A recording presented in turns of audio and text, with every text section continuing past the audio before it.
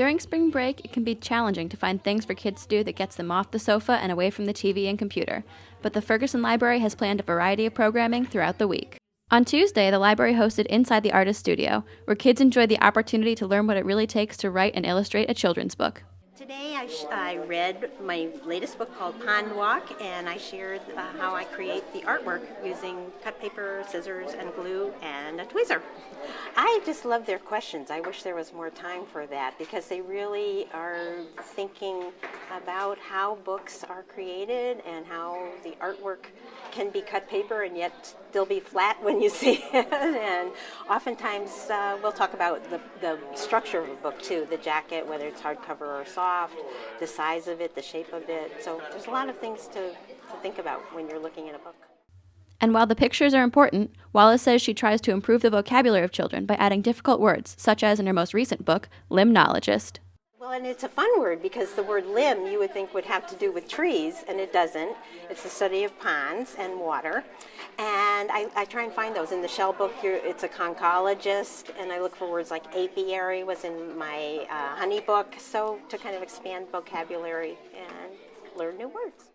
And the programming here couldn't get off the ground without the support from the community. The funding for our programs do not come from the city budget.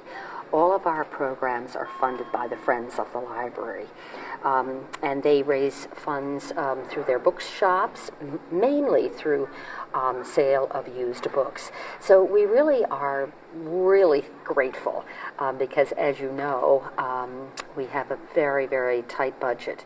After the kids heard from a published author, they got to do a little work of their own.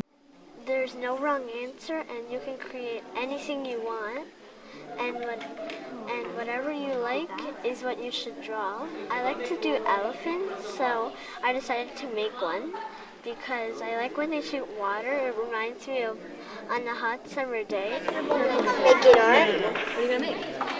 The Death Star. It's because you can make anything you want.